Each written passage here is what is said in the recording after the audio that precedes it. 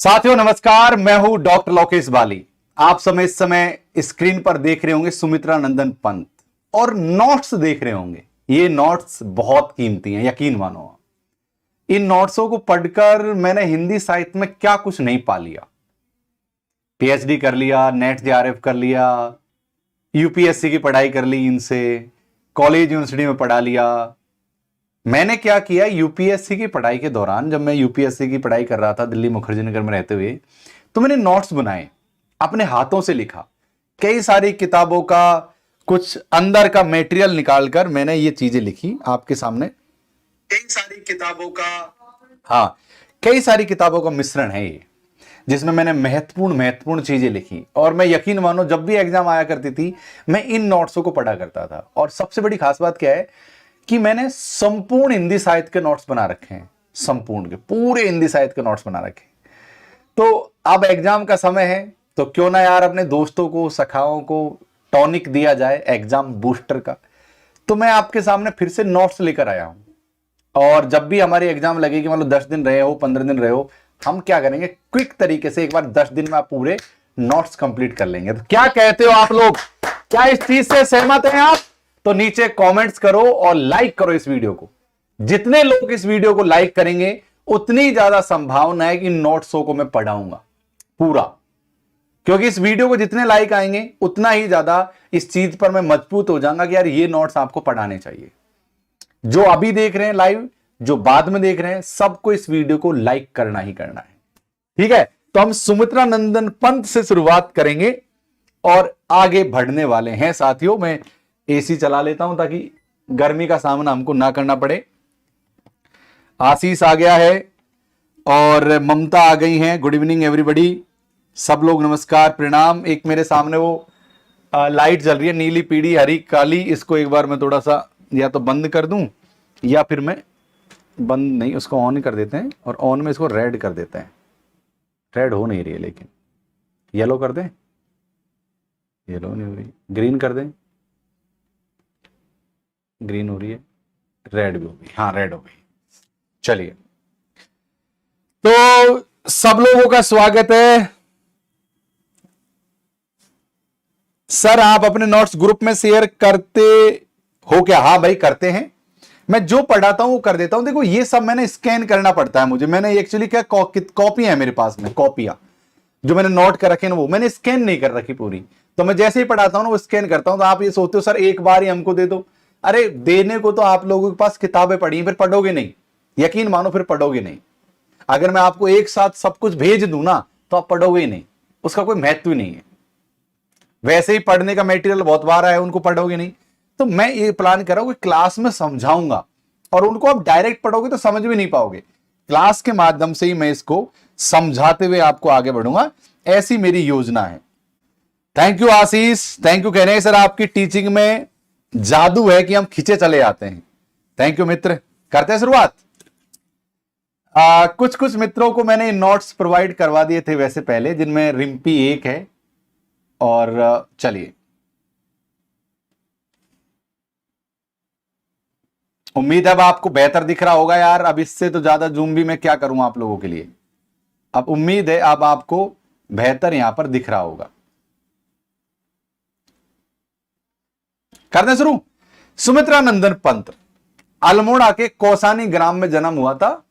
1977 में इनकी मृत्यु हो गई थी। इनका बचपन का नाम था गोसाई दत्त, जो महत्वपूर्ण नहीं है। आपको बचपन के नाम याद करना इतना महत्वपूर्ण नहीं है। रामचंद्र शुक्ल ने इन्हें शुद्ध छायावादी कवि कहा था। ये मोस्ट बात है, ये रामचंद्र जो शुक्ल जो कहे गए ना, वो भाई साहब बड़े कमाल के आदमी है। रामचंद्र शुक्ल, अब आगे मगर शुक्ल लगा दो तो बचा रामचंद्र।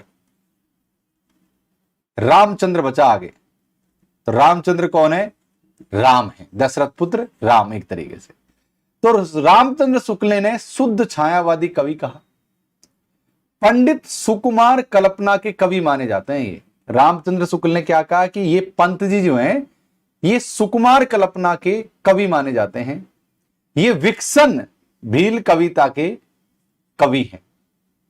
विक्सन मिल ये प्रकृति चित्रण के लिए विख्यात हैं और पंत जी को आधुनिक काल का क्या कहा जाता है? वुड्सवर्थ कहते हैं इसको साथियों, वुडवर्थ कहते हैं।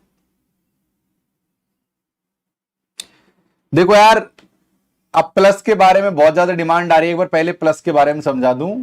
मेरा नाम है डॉक्टर लोकेश कुमार मीना, अनअकैडमी का एक टॉप एजुकेटर हूं मैं। जी हाँ साथियों, मुझे यहां पर फॉलो कर लीजिए। 15,000 से ज्यादा मेरे फॉलोअर्स हैं, आप भी उनमें एक शामिल हो जाइए और मेरी रोज फ्री और पेड क्लासेज का लाभ उठाइए। ये टेलीग्राम चैनल है, इसके माध्यम से आप मुझसे संपर्क साध सकते हो।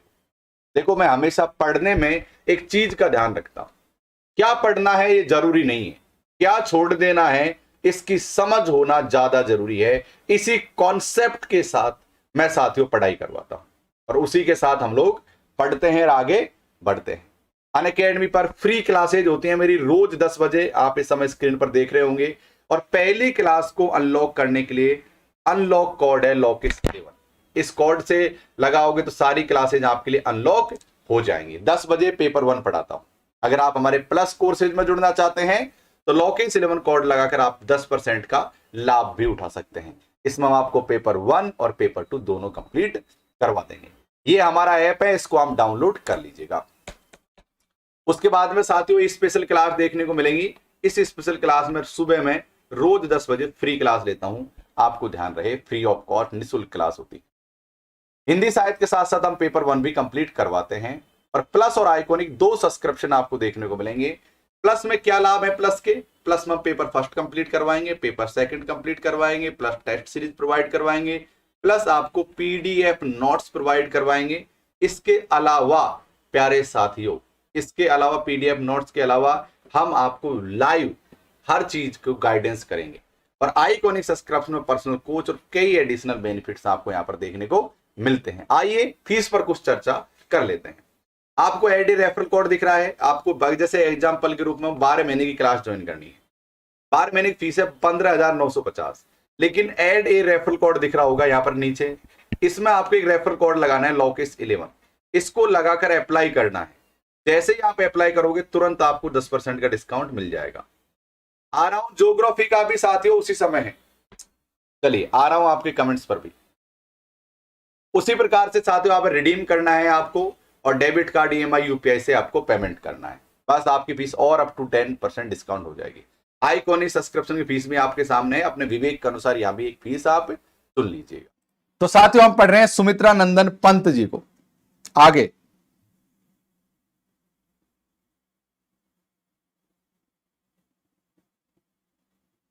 यार वीडियो को लाइक किया कर दिया यार, वीडियो को लाइक कर दीजिए आप लोग, वीडियो को आप लोग लाइक कर दीजिए, वीडियो को लाइक कर दीजिए सबके सब। चलिए ओके, सुमित्रा नंदन पंत इस समय साथियों हम लोग पढ़ रहे हैं। आगे देखते हैं। पंत शब्दों की आत्मा के ज्ञाता थे। क्या थे? पंत शब्दों की आत्मा के ज्ञाता थे।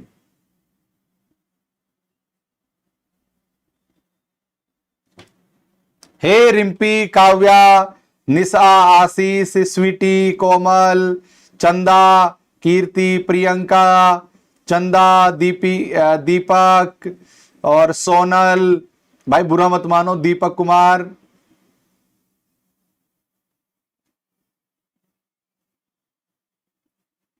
बिल्कुल बिल्कुल बिल्कुल बुरा मत मानिए, आ गया आ गया। रवि कुमार कह रहे हैं कि लल्लन टॉप वाले सर जी की जय हो। अरे मेरे जितने भी चेले हैं सब लल्लन टॉप हैं, आप लोगों की भी जय हो, जय हो आप लोगों की भी। पंत जी को की आत्मा के ज्ञाता थे, पंत शब्दों की आत्मा के ज्ञाता थे। ये शब्द शिल्पी हैं, आत्मा के शिल्पी रेणु जी हैं। देखो मोस्ट, देखो देखो कैसे चीजें समझ लगती हैं। पंत जो है शब्द शिल्पी हैं और रेणु जो है आत्मा के शिल्पी हैं। फर्णेश्वर नाथ रेणु आत्मा के शिल्पी हैं, और इसके अलावा साथियों शब्द शिल्पी कौन है? पंत। ये मोस्ट है, थोड़ा सा ध्यान से देख लीजिए। शब्द के अनुसंधान करता अज्ञे, अज्ञे जी को शब्द का अनुसंधान करता कहते हैं। अज्ञे जी को शब्द का अनुसंधान करता।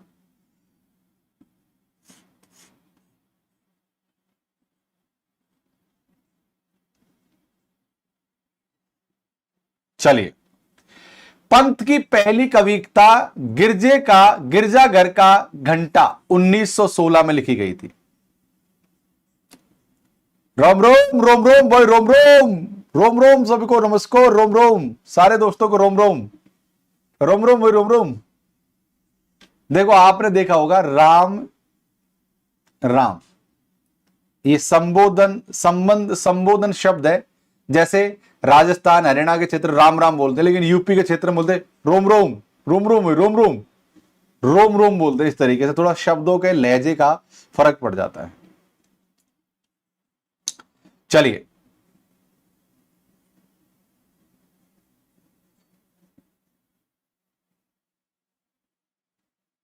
ओके। पंत जी ने साथियों युगांत 1936 में लिखी, ये प्रगतिवाद में आता है। युगवाणी 1939 में लिखी थी, ये प्रगतिवाद में आता है। और ग्राम्य 1940 में लिखी, ये भी प्रगतिवाद के अंतर्गत इसको माना गया है।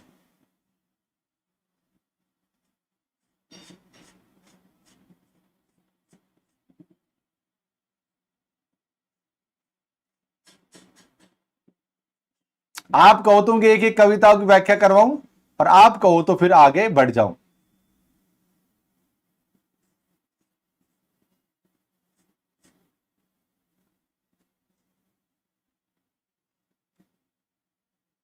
चलिए, छायावाद जो पल्लव जो कविता है साथियों, कौन सी? पल्लव। छायावाद की मैनिफेस्टो यानी घोषणा पत्र कहा गया। पल्लव को साथियों छायावाद का मैनिफेस्टो कहा गया, यानी घोषणा पंत कहा। पंत ने पल्लव संग्रह की कविताओं को कल्पना कैसे विद्वल बाल की संज्ञा दी थी। पल्लव संग्रह की कविताओं में कल्पना की अनंत उड़ान देखने को मिलती है। क्या साथियों? पल्लव कविता में यहां पर अनंत उड़ान देखने को मिलती है। पल्लव कविता में कल्पना की अनंत उड़ान देखने को मिलती है। पल्लव छायावादी कवियों का प्रौढ़तम संग्रह है। पल्लव क्या है साथियों? छायावादी कवियों का प्रौढ़तम संग्रह है। यह संग्रह इनकी छायावादी रचनाओं का प्रतिनिधि कहा जा सकता है। क्या साथियों? प्रतिनिधि कहा जा सकता है।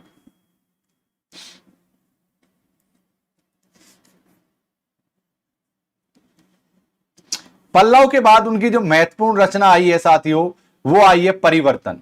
पल्लव के बाद में क्या आई है? परिवर्तन। कोमल कह रही है सर मैं आज की क्लास लाइव देख रही हूं, वैसे मैं आपकी ऑफलाइन देखती हूं। लाइव क्लास का अलग मजा है कोमल। लाइव क्लास में आदमी के आराम से पूरी लंबी क्लास देख पाता है, और जो बाद में क्लास देखते हैं ना, वो तो एक बार क्लिक करते हैं, 2-4 मिनट देखते हैं और फिर बंद कर देते हैं। लाइव का समय फिक्स इसीलिए रखा है, और ये लाइव का जो मैंने 10 PM जो समय रखा है, ये आप सरीकी जितने भी महिलाएं हैं या हाउसवाइफ्स हैं जो भाई 10 बजे रात को फ्री हो जाती है, उनके लिए ही मैंने ये क्लास का इस समय रखा है। अन्यथा मैं भी रात में समय नहीं रखता। सर्वाधिक जटिल, ग्रंथिल एवं आत्म साक्षात्कार की कविता मानी जाती है। यह कविता पंत साहित्य में अपवाद है, क्योंकि इसमें प्रकृति का कठोर चित्रण मिलता है। क्योंकि परिवर्तन में प्रकृति का कठोर चित्रण मिलता है, जबकि पंत अपनी कोमल कांत पदावली एवं कोमल कांड प्रकृति बोध के लिए प्रसिद्ध है या विख्यात है। यानी जो पंत का जो लेखन है वो साथियों बहुत ही कोमल कांत है, लेकिन यहां पर परिवर्तन में बहुत ही कठोर इन्होंने चित्रण किया है प्रकृति का।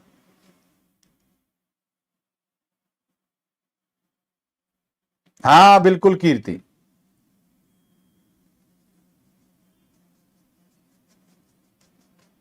चलिए,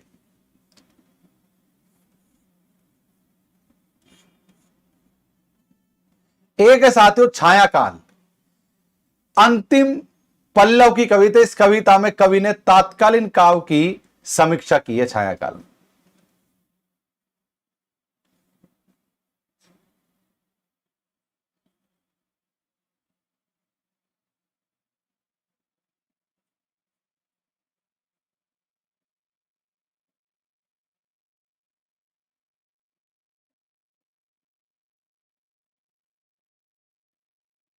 चलिए साथियों, जैसा कि आप सभी को पता है, युगांत लिखा गया था 1936 में, युगवाणी 1939 में, और ग्राम्य को 40 में लिखा गया। छायावाद के अंत की घोषणा होती है साथियों युगांत से। छायावाद के अंत की घोषणा होती है युगांत से।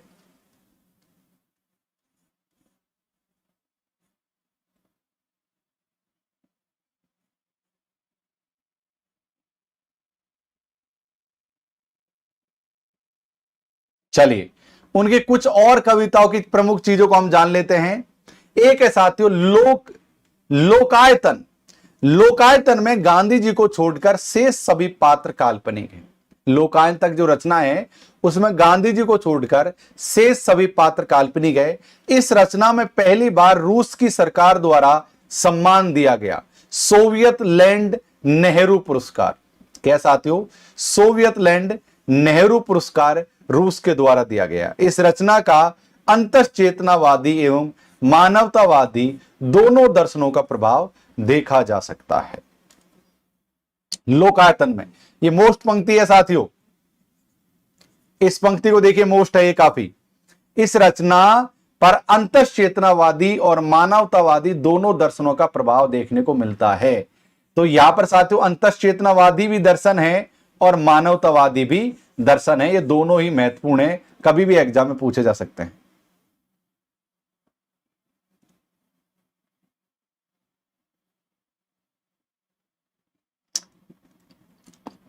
ठीक है, नेहा अंसारी समझा देंगे भाई। मैडम जी का स्वागत है। आज मैं मैडम की क्लास नहीं देख पाया। स्वागत है मैडम, स्वागत है भाई आपका। मुझे लगा कि चोरी ओरी कोई पकड़ने आ रही है। थापा बोलने आ रही हो, थापा धप्पा धप्पा बोलने आ रही हो। वो कहते कहावत है गांव में कि जितना चोर का डर नहीं उतना टपूकड़ा का डर है। तो भाई क्लास में आने का डर नहीं, अब थापा मारने का डर है। थापा कि पता नहीं मैं क्या कह रहा हूं और थापा मार लिया, है ना। ऐसे थापे का डर लगता है ऐसे एकदम।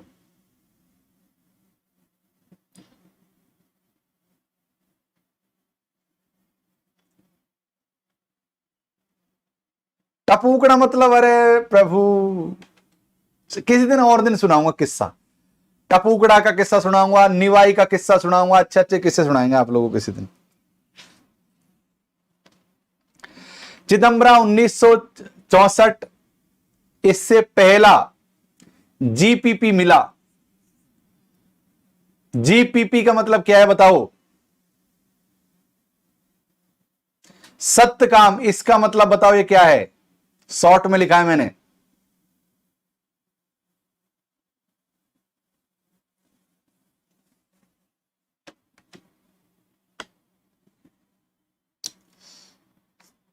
बिल्कुल आनंद सिंह, ऐसा ही करेंगे बड़े भाई, जैसा आप कहोगे उसी तरीके से ही करेंगे।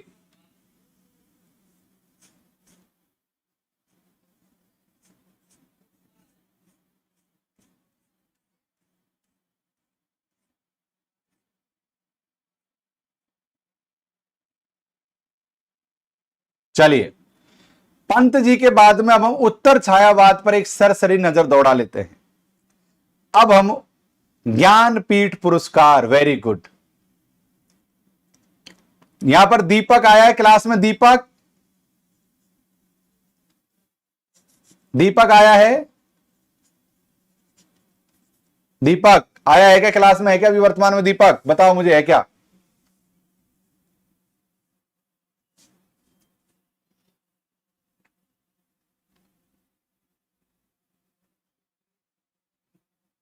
दो 2023 के लिए क्लास चल रही है बेटा, प्लस क्लास ज्वाइन कर लो। दीपक रॉय, दीपक रॉय अपना पुराना वो है चेला, पुराना चेला है। उसने, उसका सेंस उस दिन गलत नहीं था, हम गलत ले गए, उसने मजाक में बोला।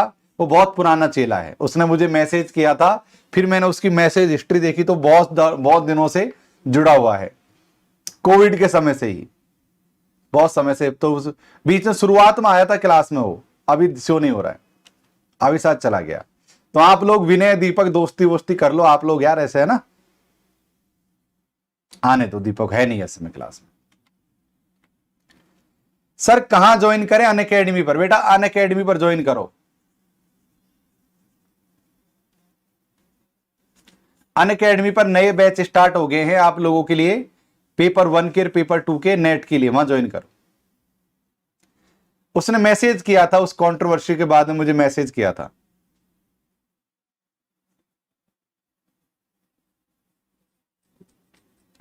उत्तर छायावादी दौर में दो काव्यधाराएं फूट निकली, जिसमें एक व्यक्ति प्रणय मूलक काव्यधारा और राष्ट्रीय स्वतंत्रतावादी काव्यधारा। देखो छायावाद का भी एक उत्तर छायावाद है, छायावाद में भी क्या है, एक उत्तर छायावाद है। बाद में उसमें दो प्रकार की, यानी एक एक काव्यधारा ऐसी थी जिसमें राष्ट्रवाद से संबंधित रचनाएं लिखी जा रही थी, और एक थी जिसमें साथियों जैसे हरिवंश राय बच्चन जैसे कवि शामिल थे। अच्छा, हालावाद जिसे कहते हैं, हालावाद, हालावाद उसको कहा गया।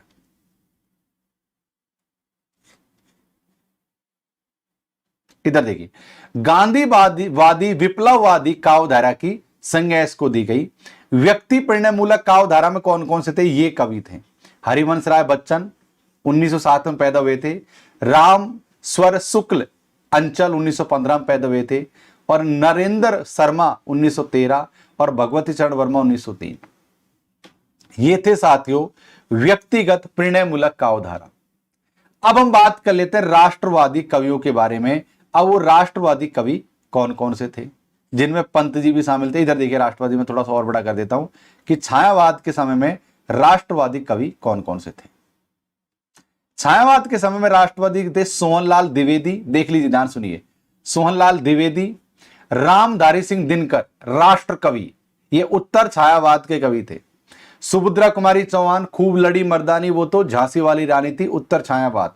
माखनलाल चतुर्वेदी, वही चतुर्वेदी, ए फूल माली मुझे बिछा देना उस सड़क पर जहां से हमारे सैनिक गुजरते हो, इस तरह की कविता जो है।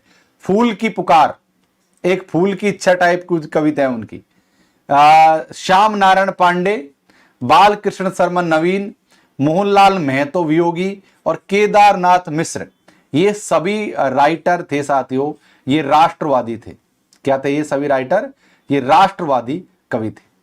तो शुरुआत में समझ लेते हैं हरिवंश राय बच्चन जी को। हाय हाय हाय हाय, बच्चन जी को पढ़कर तो मजा ही आ जाएगा। अब हम समझ लेते हैं हरिवंश राय बच्चन को। अभिलाषा, पुष्प की अभिलाषा, हाँ बिल्कुल, वो है साथियों रचना पुष्प की अभिलाषा।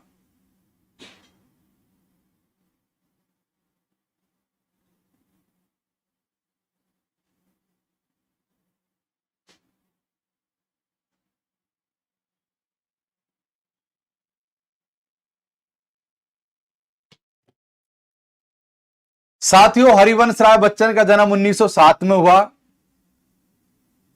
बिहार में हुआ, इलाहाबाद में हुआ। पत्नी का नाम था श्यामाबाई। उसके बाद में तेजीबाई, तेजीबाई के एक पुत्र था जिसका नाम था अमिताभ बच्चन, पुत्र है मतलब अमिताभ बच्चन। इनको हिंदी का बायरन कहा जाता है। ये हालावादी कवि माने जाते हैं। प्रेम और मस्ती का पाठ ये काव किया करते थे। क्या साथियों? प्रेम और मस्ती का काव किया करते थे। प्रेम और मस्ती, इनके काव को प्रेम और मस्ती का नाम दिया गया। ये हालावाद के कवि थे। इनकी एक रचना है मधुशाला। क्या साथियों रचना है मधुशाला? कितने लोगों ने मधुशाला पढ़ी है? हाँ सरिता एकदम बिल्कुल सही पहुंच गई हो भाई। आप में से कितने लोगों ने मधुशाला की कुछ पंक्ति याद की हैं?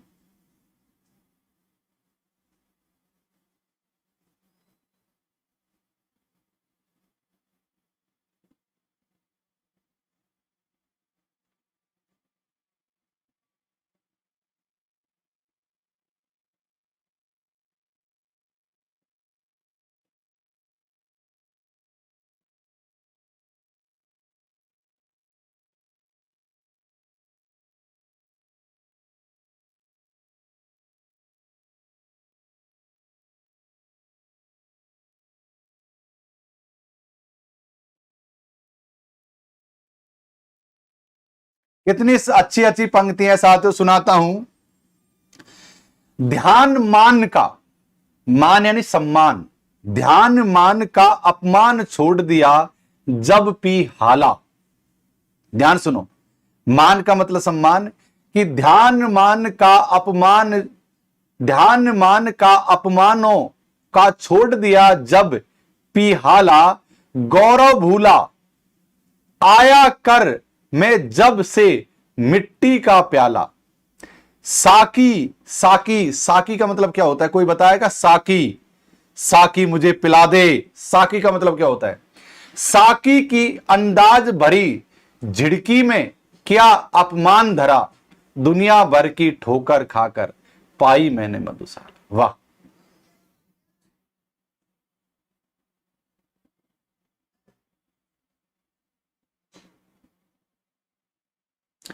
मदिरालय जाने को घर से चलता है पीने वाला, मदिरालय जाने को घर से चलता है पीने वाला, किस पथ से जाऊं असमंजस में है यह भोला भाला।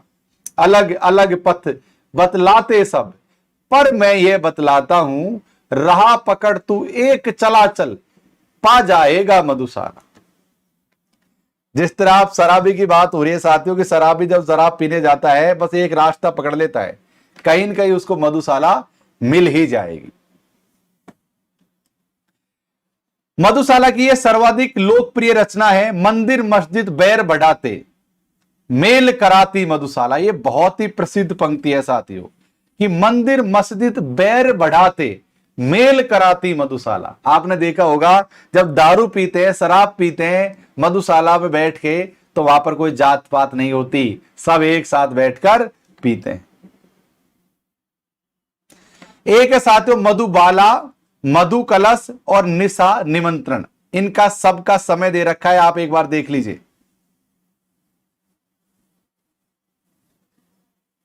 सब एक बार देख लीजिए, बहुत शानदार रचना है, कि मंदिर मस्जिद बैर बढ़ाते मेल कराती मधुशाला। वाह,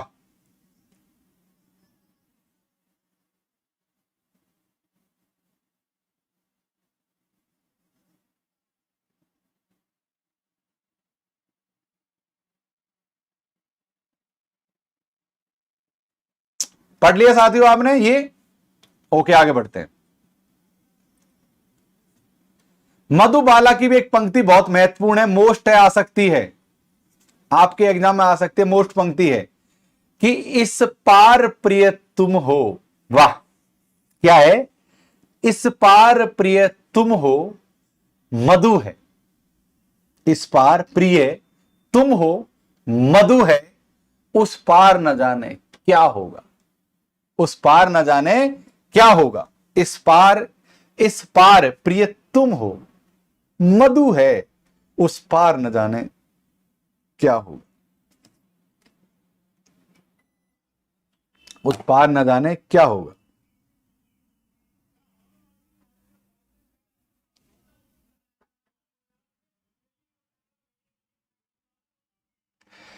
एक रचना है उनकी निशा निमंत्रण, एक रचना है उनकी निशा निमंत्रण, उसमें मिलने को कौन विकल, मैं हूं किसके हित अंचल। ध्यान देखिए, कि मुझसे मिलने को कौन विकल, मैं हूं किसके हित अंचल। डॉक्टर बच्चन ने इसे उजड़े हुए नीड की कथव करना कहा। मोस्ट है ये पंक्ति, यहां पर एक एक पंक्ति मोस्ट है।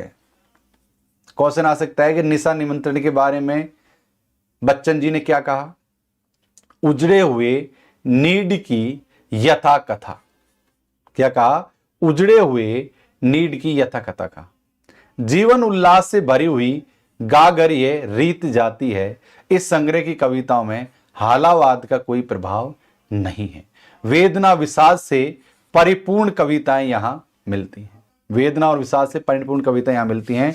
स्वयं हरिवंश राय बच्चन ने निशा निमंत्रण को अपना सर्वश्रेष्ठ काव्य संग्रह माना। क्या साथियों? निशा निमंत्रण को अपना सर्वश्रेष्ठ काव्य संग्रह माना।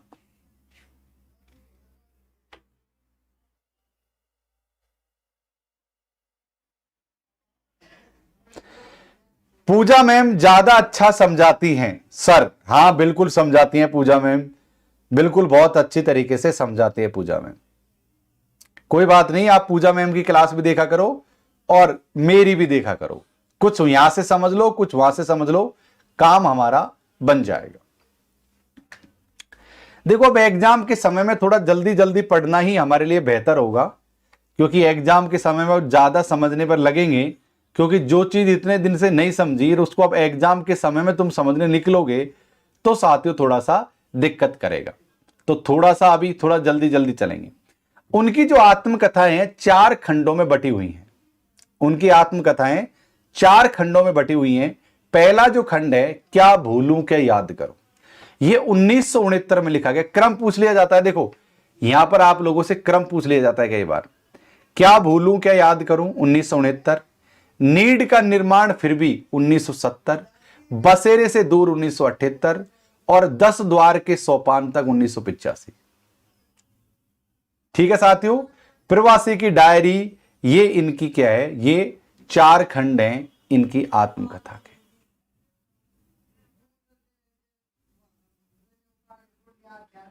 देख लो इसको एक बार ढंग से, इनका क्रम भी पूछ लेता है आप लोगों से, सन भी पूछ लेता है। एक बार देख लीजिए ढंग से, ढंग से देख लीजिए। मैं जूम कर देता हूं अगर आपको दिख नहीं रहा है तो। लो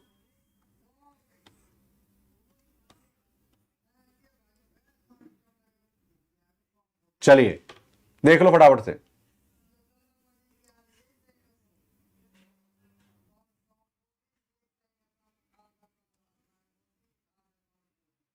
मेरी क्लास रोज 10 बजे होती है इसी चैनल पर।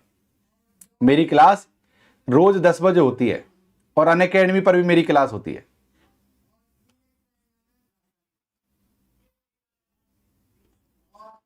एक पंक्ति है कि हरिवंश राय बच्चन ने अपनी आत्मकथा को स्मृति यात्रा यज्ञ कहा।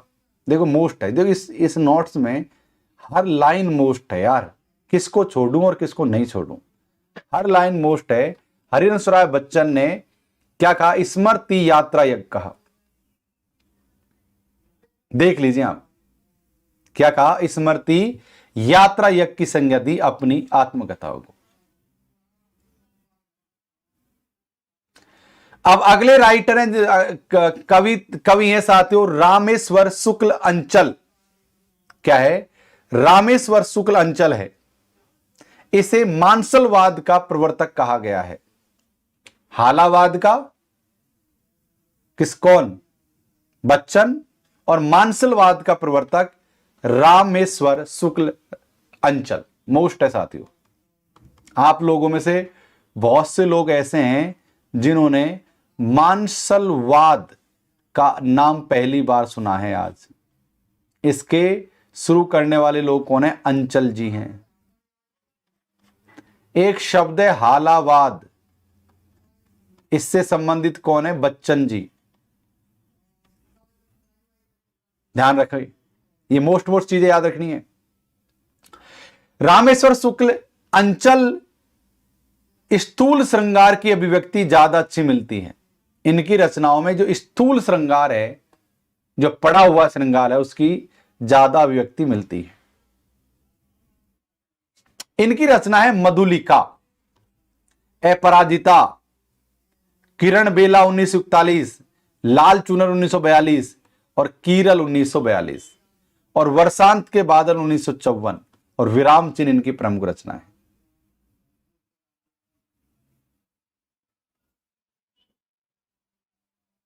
इनकी रचनाओं में मार्क्सवाद का जो प्रभाव है वो दृष्टिगोचर होता नजर आता है, दिखाई पड़ता है इनकी रचनाओं में।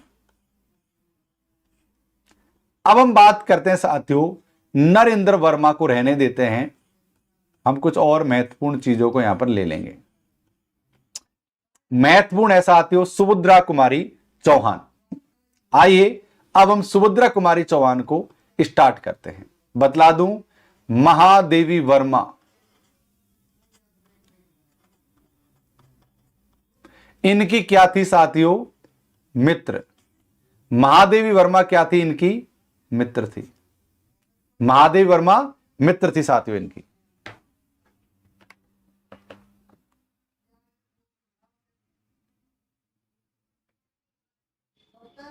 ये नोट्स कहां मिलेंगे सर? ये नोट्स इसी क्लास में मिलेंगे रात 10 बजे, रात 10 PM इसी क्लास में मिलेंगे, इसके अतिरिक्त कहीं नहीं मिलेंगे। सुभद्रा कुमारी चौहान का काव्य संग्रह चिदंबरा, चिदंबरा उनका जो संग्रह, में झांसी की रानी, जलियांवाला बाग में बसंत, मेरा नया बचपन और वीरों का कैसा हो बसंत लिखा गया है।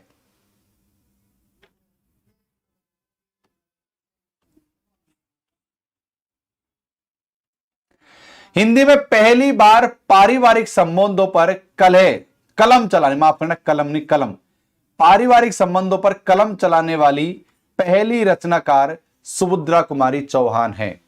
और सरोज स्मृति इसका अपवाद है, क्योंकि सरोज स्मृति में निराला जी ने इससे पहले बात कर ली थी इस चीज की। पर अगर निराला जी की सरोज स्मृति को हटा दें तो ऐसी पहली कवित्री हैं जो पारिवारिक संबंधों पर अपनी रचनाएं करने लगी।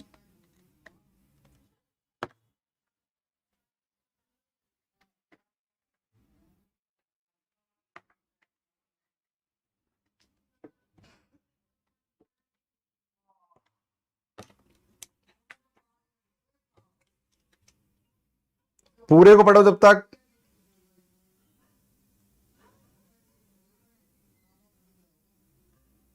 देखो यार, दोनों चीजें, अगर आप चाहते हो कि इसी तरीके के नोट्सों से पढ़ाऊं तो मैं आपको ये पूरे नोट्स कंप्लीट करवा दूंगा। अगर आप चाहते हो कि इसी तरीके के नोट्स से पढ़ाऊं, सर अच्छे लग रहे हैं, तो मैं ऐसी तरीके के नोट्सों से पढ़ा दूंगा। अगर आप चाहते हो सर ऑब्जेक्टिव पढ़ाओ, एबेसेदे कराओ, तो मैं आपको एबेसेदे ऑब्जेक्टिव भी करा दूंगा, आप जैसा उचित समझो। चलिए, डॉक्टर बच्चन सिंह ने सुभद्रा कुमारी चौहान के कविताओं को प्रलय अग्नि, दिवा अग्नि या फिर अराजकता का नाम दिया। वहीं दूसरी तरफ गहन मानवीय प्रेम, संयम, प्रणय की सूक्ष्म अनुभूति एवं पारिवारिकता इसमें झलकती है।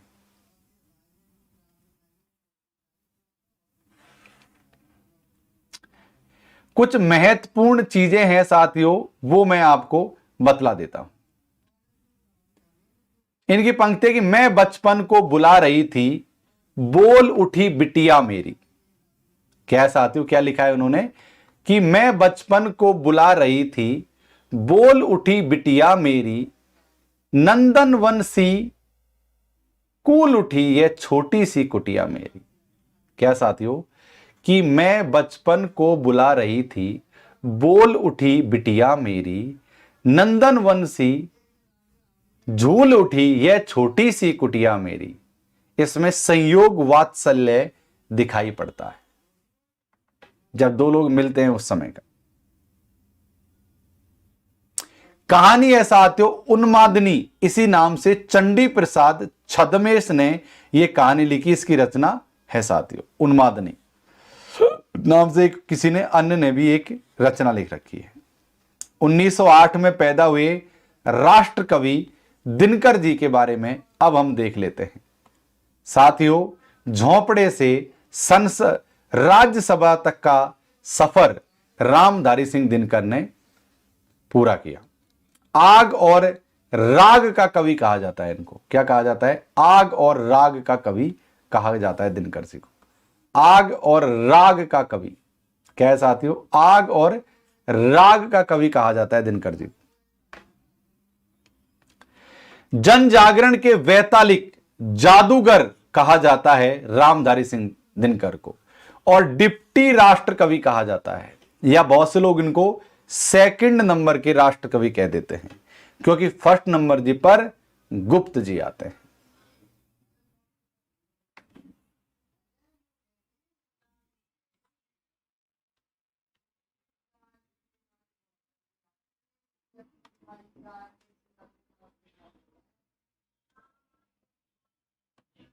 चलिए, काव्य संग्रह देखिए साथियों। रेणुका 1935 ये इनकी पहली रचना है। रेणुका 1935 ये इनकी पहली रचना है। हुंकार 1940 पहली ओजस्वी रचना। जन जागरण का वैतालिक कवि इसको यहां से माना गया था, दिनकर जी को। बात यहां पर दिनकर जी की हो रही है। रेणुका 1935 पहली रचना, उसके बाद में लिखी थी हुंकार 1940। ये पहली ओजस्वी रचना थी, इसके बेस पर इनको जन जागरण का वैतालिक कवि कहा गया है। हुंकार में कविता लौटा दो अर्जुन भीम, लौटा दो अर्जुन भीम इनकी रचना है। मुख्य मुख्य पंक्तियों पर ध्यान लौटाना चाहूंगा। कह दे शंकर से वे आज करें, कह दे शंकर से वे आज करें, प्रलय नृत्य फिर एक बार करें। दिनकर जी ने शंकर से हुंकार भर दी थी।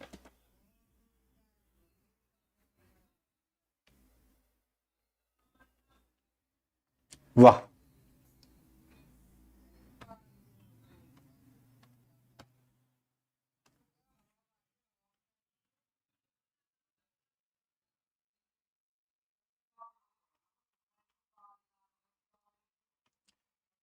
यशोधरा 1946 में खंड काव्य लिखा था उन्होंने, यशोधरा।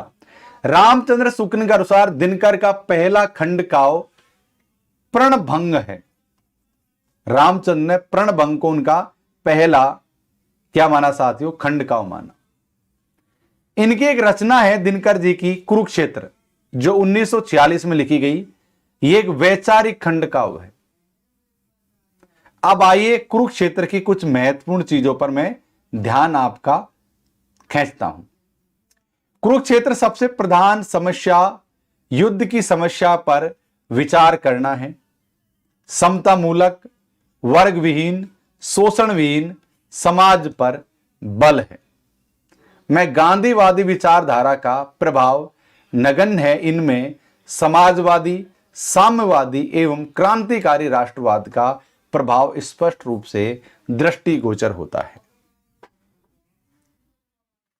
सोनों को मिलता दूध भात, भूखे बालक उकलाते हैं। बिल्कुल साथियों, मैं तोड़ती पत्थर कविता की यह रचना है, इलाहाबाद की सड़कों पर।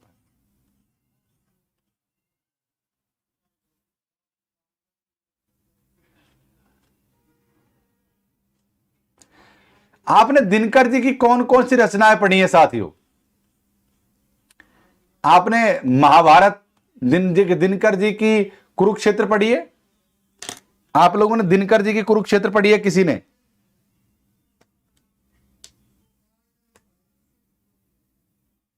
दीपक आ गए हैं। अरे दीपक, आप ही की बात हो रही थी, तुम लेट आए थे क्लास में यार। दीपक, तुम्हारी बात हो रही थी। मैं कह रहा था कि दीपक हमारे बड़े पुराने शिष्य हैं, कोविड के समय से पहले से ही तुम्हारी बात चल रही थी आज क्लास में।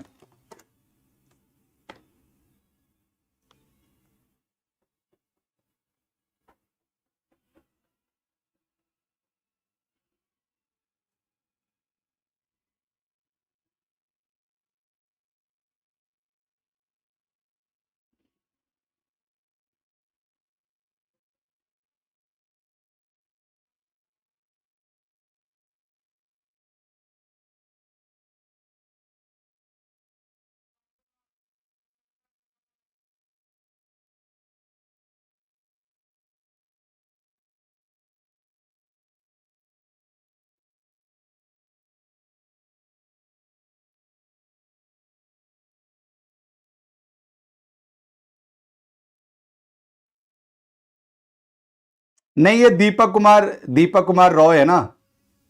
वो कल दीपक कुमार रॉय थे, वो दीपक मीना दीपक कुमार रॉय थे।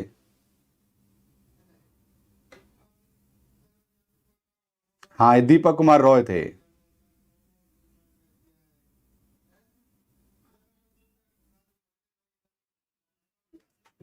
हाँ, पढ़ लिया ये साथियों? सारे सर गए, ये तो वो डायरेक्ट पढ़नी पड़ेगी आपको। एक रचना है जिसका नाम है उर्वशी, 1961 में लिखी गई। गीति नाट खंड काव्य रचना है। अब मैं आपको गीति काव्य का मतलब जानते हो और खंड काव्य का मतलब भी आप जानते होंगे। इसे कामाद्या की रचना कहते हैं, जिसमें काम और आध्यात्म। उर्वशी में क्या साथियों, काम और आध्यात्म का जिक्र है। ये 5 भागों में विभाजित है। दिनकर को पहचान तो कुरुक्षेत्र काव्य से मिली, लेकिन दिनकर स्वयं की पहचान उर्वशी से कर पाए। उर्वशी कार के रूप में अधिक मानते हैं। कहते हैं कि उर्वशी लिखने से उर्वशी कार के रूप में खुद को ज्यादा मानते हैं। वैसे उनकी जो कुरुक्षेत्र रचना थी वो बहुत ही महत्वपूर्ण थी।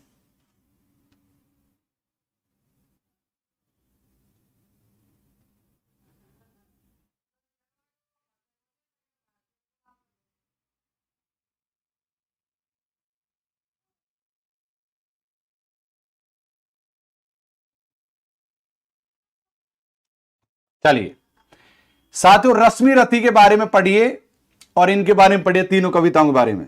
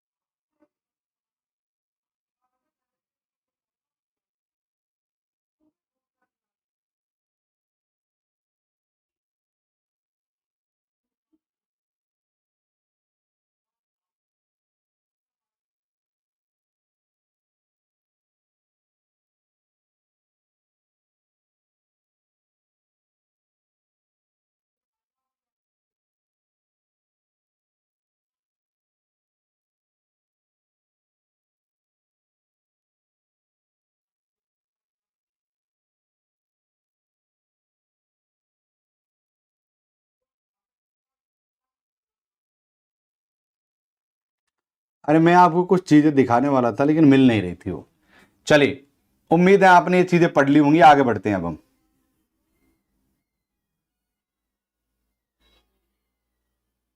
चलिए गाइस,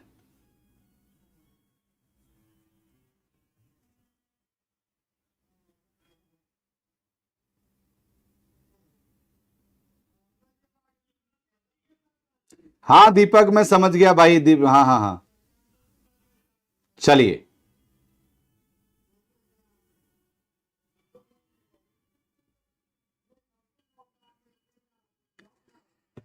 चलिए साथियों, मुन्नू कुन्नू सब सब आगे होंगे, सब आपने देख लिया होगा। आगे बढ़ते हैं।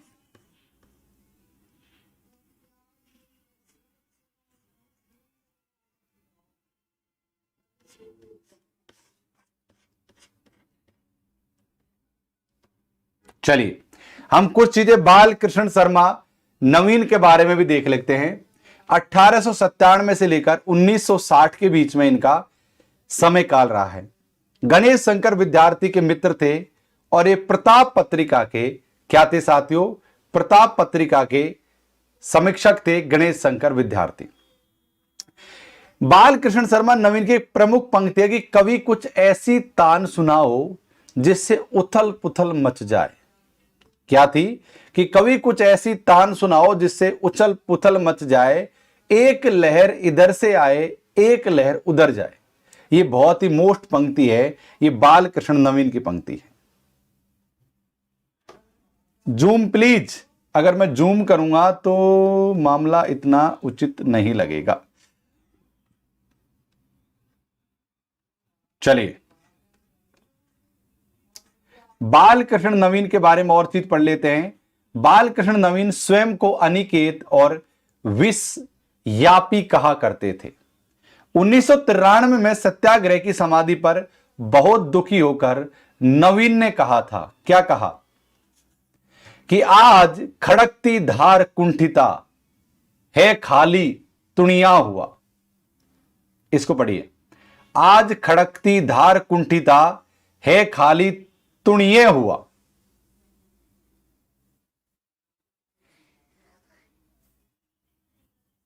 यह साथियों नवीन की पंक्ति है। बाल कृष्ण नवीन शर्मा की कविताओं में शोषण के विरुद्ध आक्रोश और देखने को मिलता है।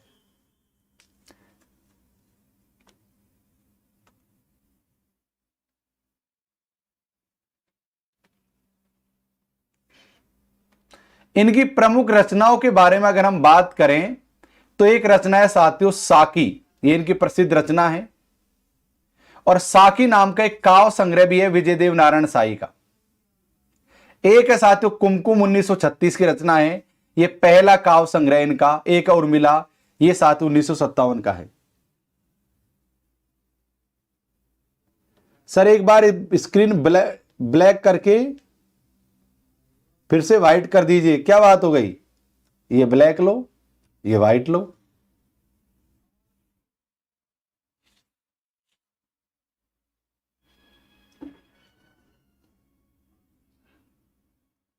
अभी तक एडमिट कार्ड जारी नहीं हुए, शायद एडमिट कार्ड जारी नहीं हुए। 16 तारीख उन्होंने बोला था, लेकिन एडमिट कार्ड उन लोगों ने जारी नहीं किए हैं।